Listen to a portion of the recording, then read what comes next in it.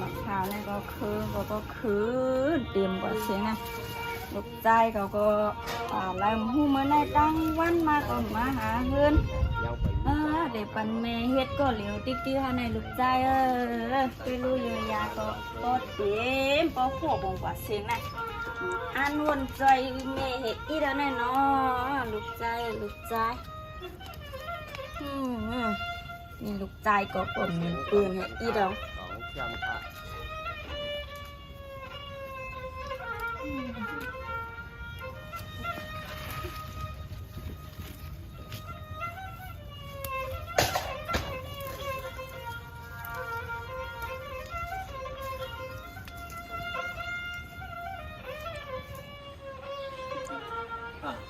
ม่ได้ผลขยย่อยๆนะเขาก็ต้องมามีผ้าค่ะต้องไม่เข้าแล้วกันเนี่ยมีพักปักยังมาทำให้เด้ลูกไม่เอามายืมเนี่ยค่ะเนี่ยคนตัวเขาเนี่ยเริ่มเข้าเพื่อนฮะลูกใจแมวก่อนเลยเป็นแมวตั้งวันแหล่ทำมาใจแม่ถ้าว่าค้านเห็นไหมก้าค่ะกันรีเป็นตั้งเอาอันเฮ็ดยังก่อนเลยจังนะนี่เขามาได้เพื่อนไหนคำไม่โดนเด็กอุบมีเขาอุบอีสังน้อยเขามาละใช่คนมาแห้งหนาเลยเมียมาเขาเพื่อนก่อนมายืมดิใจแมวไก่ไหนถ้าว่าเขาได้อุบมีเขาเลยก็อุบอีสังลงค่าทางล่าทางจอทางมองเขาต้องของในกับมึงไทยวะค่าใครการเนี่ยง่ะถ้าจะมีเงินในลูกเดี๋ยวถือกว่าด้วยลูกกับวันท้องมึงมันเลี้ยวในให้เงินก่อนลูกห้ามมีเงินก็ลูกตั้งการลดกาก่อมเจอง่ายๆลูกมันเลี้ยวในแต่กว่าเอาเงินตีแล้วเขาขี้เงินตู้ก่อมง่ายๆลูกมันเลี้ยวในเขาก็ใครกล่าวมีอยู่เมืองเขาก็นี่การนังเขาลูกการเฮ็ดการยังเฮ็ดกับเฮ็ดสวนเฮ็ดไทยก็มันอะไรกินเขาลูกใครยินมาเพราะวันกับเมืองไทยในเป็นอะไรเงินนำหนาในเขาว่าเขาก็ใครกล่าวเพราะขาการในเขาได้คัดใจให้การจำเงินในก็สมมติว่าไม่เท่าไว้บุพงในเขานั่งเพื่อนออกแน่เจ๊กว่าเนี่ยว่าไม่เอากับหามาได้คันแหละการจิ้มเงินมันมากคันแหละว่ากับเหตุการณ์มาเพราะอะไรเงินอะไรอย่างมากเลยใครส่งมาก็ให้มีเอาขึ้นเตี้ยนแค่นั้นขนาดดิลูกเขาได้กว่ากันแน่ทำเป็นหลงเงินกันมอกาหึงล่ะลูกไม่เอากับหามาหาได้เลยใครยินเขามันได้จำหมอกชาแสนในครับว่าเงินเมืองเขาก็มันเร็วก็กาขันก็บ่มีอย่างครับลูกแม่ดีกว่าหาด้วยดีลุงสุขเขาดังในด้วยก่อนไปไหนก็ไม่เอากับหาเงินดังไหลเมืองบัวเด็กคำว่าไงห้ามไปหันมาเนี่ยมีอะไรก็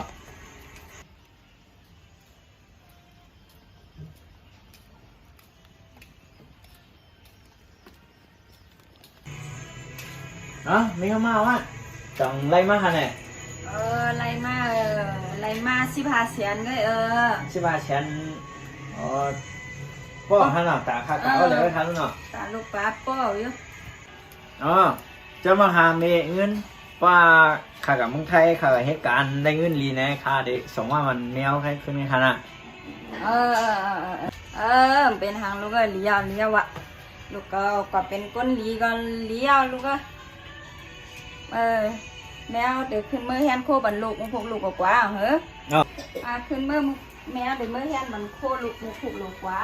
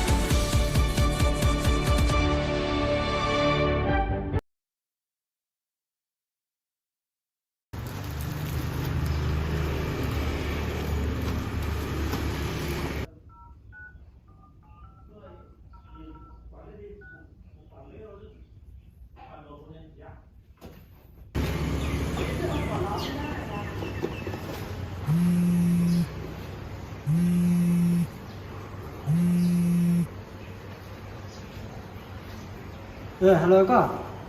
ฮัลโหล ว่าเหรอ จีไม่เปิดเอาก็เหตุการณ์อ่ะ อ๋อเหตุการณ์ฮะไม่ไปรายการท่านน่ะ มันไปได้ อ๋อเขายินมีเรื่องดีเก่าแน่มันแคบแอบใครก็เหตุการณ์เนอะเร็วลาดไหมน่ะมาจู้เขาดีเก่าเหตุการณ์นี่แหละมาจู้แหละ เอาการไปเรียนแน่วะ มาเมื่อเดียวอะโอเคเงี้ยกัน ได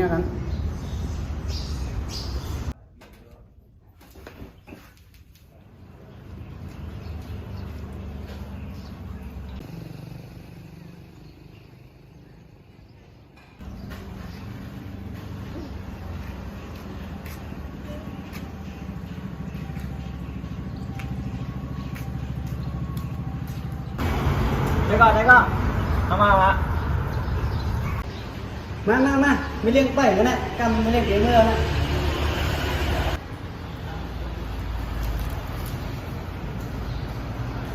สวัสดีครับเจ๊ อาจารย์สวัสดีว่าไง เพื่อนผมที่ผมบอกเจ๊ไว้นะครับที่จะมาสมัครงานนะครับ อ๋อโอเค สวัสดีครับ แล้วเราอะชื่ออะไร อายุเท่าไหร่แล้วอะ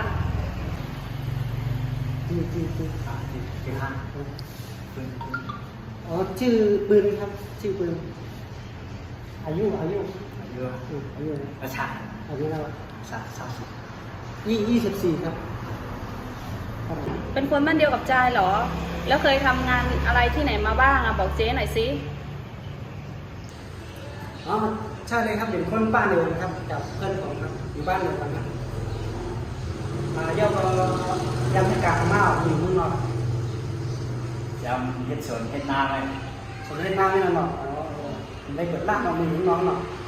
ไม่เปิดเสียงแล้ว ได้เปิดเสียงหรอกครับตอนที่อยู่บ้านเคยทำไร่ทำสวนมาใต้อยู่บนเจ๊ต้องทำยันอยู่แล้วครับเพื่อนผมครับ งั้นเจ๊ก็จะให้น้องปืนเป็นเด็กเสิร์ฟแล้วก็เก็บจานไปก่อนเนาะแล้วก็เดี๋ยวถ้ายังไงก็จะให้น้องจายสอนงานให้น้องปืนอีกทีนึงไหวไหมถ้าไหวยังไงก็พรุ่งนี้เริ่มงานเลยแล้วกันโอเคเนาะตามนี้นะ อ๋อครับขอบคุณครับเจ๊ ครับ ครับงั้นผมขอไปส่งเพื่อนก่อนนะครับ ได้ ครับพรุ่งนี้ใครมาเล่นงานเลยนะครับ ได้พรุ่งนี้เริ่มงานเลยแล้วกัน ครับสวัสดีครับ ค่ะสวัสดีจ้าจ้า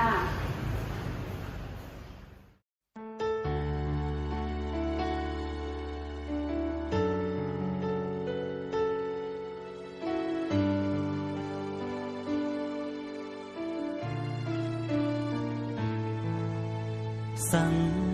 ว่าเลิกเกิดไหลลองหยาบขันใจเลยลองไม่ดึนเตรียมมีเหนือสายเส้นตั้งเลยมึงก้นลงในคือเป็นไรจมตั้งย้อนสู่เฮ็ดมาบันตาดีหันเงาไฟแรงเปิ้งทองมาปันตังอย่าไปกุมเลยมองไปด้วยมือดันวันลีก็เปื้อว่าเลิกอำไลลองหยาบขันเจอเลยลองไม่นื้อจัดปานวันเก่าออกยันเป็นตำวังเฮือน20 มาได้หาหุ่มเงาเมื่อปักเสาเมืองกาดเย็นมองใจวันขึ้นพึ่งปืนนับสอนเมืองเปิ้นขึ้นอย่างนั้นแก่ลีถึงใจขอความหน้าเดจังไรเป็นไตยันเมืองโกนึงการมักมีเป่งป้ออำเต็มทนคือจันเป่งเปิ้น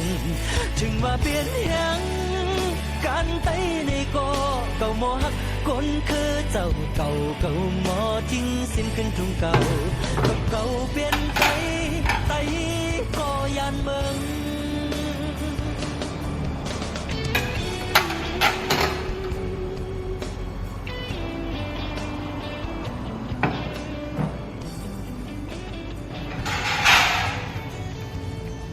น้อง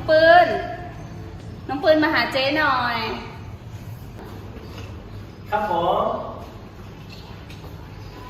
มีอะไรครับเจ๊ครับ น้องปืนที่เจ๊เรียกน้องปืนมาในวันนี้นะเจ๊จะบอกว่าวันนี้ก่อนที่1แล้วทีนี้น้องปืนก็ทำงานตามที่เจ๊บอกอะไรก็น้องปืนก็ทำได้ เดี๋ยววันนี้เจ๊จะมีเงินเดือนให้น้องปืน ครับ อันนี้เป็นเงินเดือนแรกของน้องปืนนะ ครับผม เจ๊ก็อยากให้น้องปืนเก็บไว้แล้วก็ให้ส่งไปกลับบ้านด้วยนะครับ เอาไปเลยจ้า ขอบคุณครับเจ๊ จ้าตั้งใจทำงานนะ ครับผม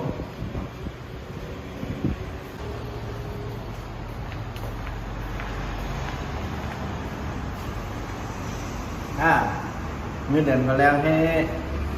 ส่งเงินเบอร์วันแมวให้ยินการ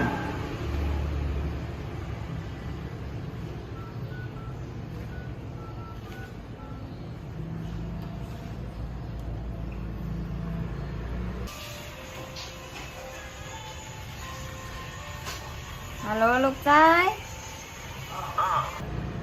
เงินอันค่าส่งเมืองจังเมียบอะไรห้าพัน เงินอันลูกใจสูงมากเมไรฮาบาน่ามีอันลูกใจเอากว่าเจ้านั้นก็เมกว่าเต้นมูราวันลูกลูกอย่าไม่เจอทางหน้าเมียวอยู่ดีคะแนน อยู่ลีกินวานอยู่ลูกลูกใจลูกอยู่ลีกินวานหนูนอ อยู่ดีอยู่ค่ะ เนี่ยอย่าไปไม่ใจค่ะถ้าไม่ก็การงานดีอยู่ค่ะ เป็นการเป็นงานดีก็เลี้ยวลูกจูมาตีส่งเงินมาปันเม เมื่อไหร่หนูก็ชมเมื่อปันเมียแนะนำค่ะเนาะ ย้อนหาอยู่ลีกินวานหน้าลูกหน้า เอาค่ะ เพื่อนก็คาดกับเหตุการณ์ให้เราค่ะ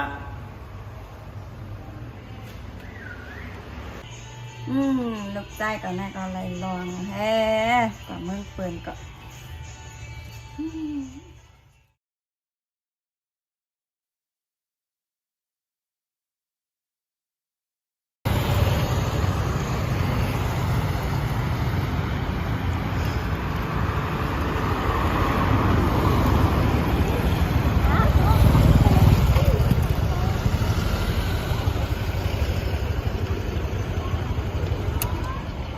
ฮัลโหลไอ้ปืนไม่ออกมาหาต้องน้องในกำเนาะโอเค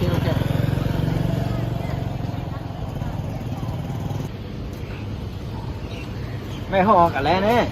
กับน้ำเยาเฮจื้อดีหากินข้าวนะ แต่ออกมาไว้ๆกว่านั้นเอ๊ะ กันแล้ว เราห้องไม่กันดีเช้าไงเงี้ย นี่ฮะสาวดีรัดไว้แน่ เดี๋ยวว่า ผมมีในฝาครับผมมีในฝานี่เนาะ ที่พ่อของไง มี มีกันทำแค่ไว้มันไม่หู ที่ผมว่าไงล่ะที่เขาถามว่า ที่ใหม่ ที่หมายได้แค่ว่า แค่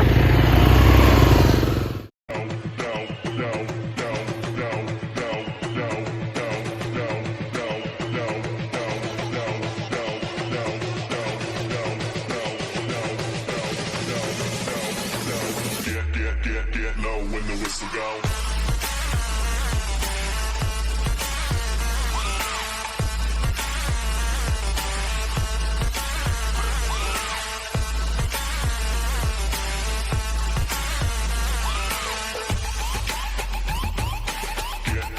Get low when the whistle go.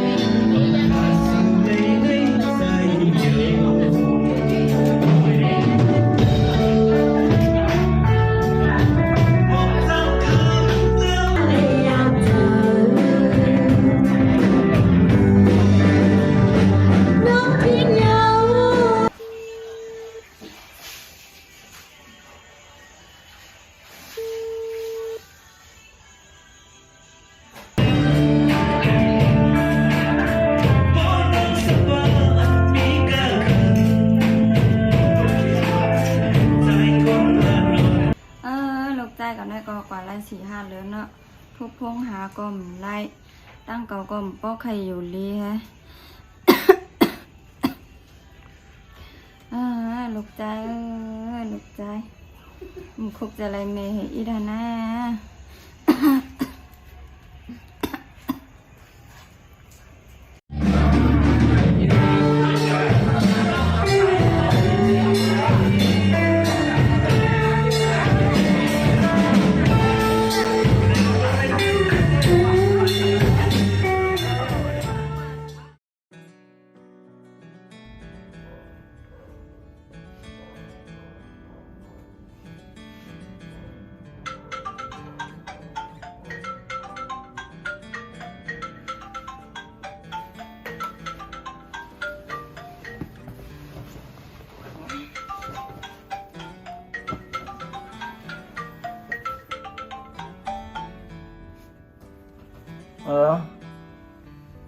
ฮัลโหลเพื่อน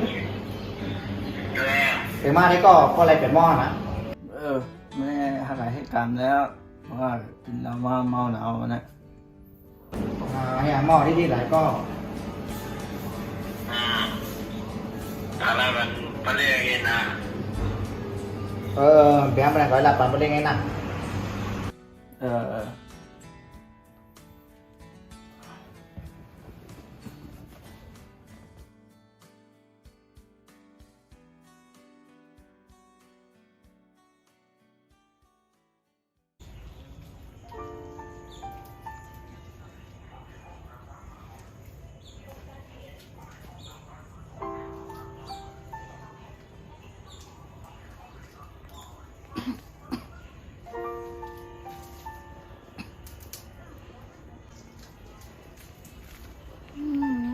ลูกใจนี่ก็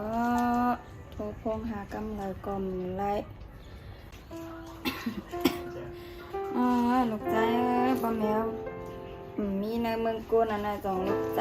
ตีหูซ้อม2ลูกใจเขาตีตื้อเสือแม่เขาไม่เสือซ้อมนะลูกใจ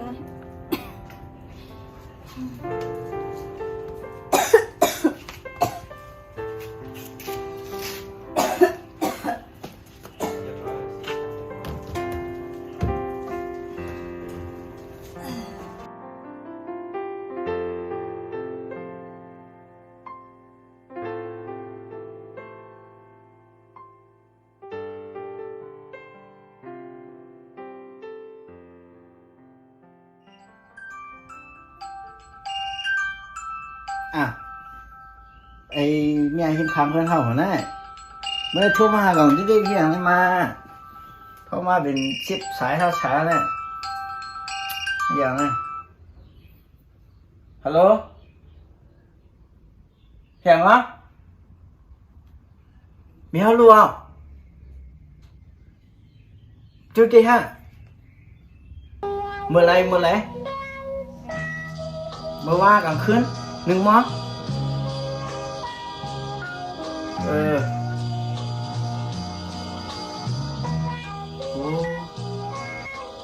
có đôi khi này mèo có đôi vẹt có hả